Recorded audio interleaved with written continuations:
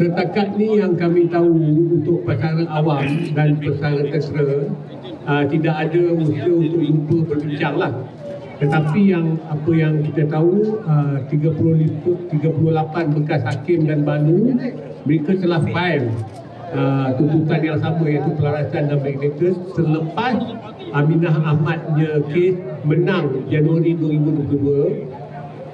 Tapi apabila mereka file, hakim mahkamah menasihati kerajaan untuk berbincang bersama mereka. Dan kita tidak tahu selepas itu apa hasil perbincangan.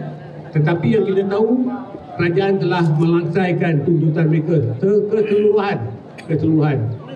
Seorang dapat di antara 200 hingga 400 ribu.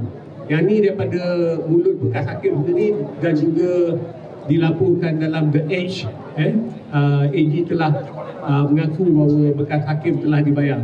Of course, kita sentiasa terbuka. Kita, apa kata orang tu, welcome lah, mengalu-alukan apa-apa usaha dari pihak kerajaan untuk bincang perkara ni. Kita tidak memusuhi kerajaan. Kita cuma nak tuntut hak kita je. Itu saja.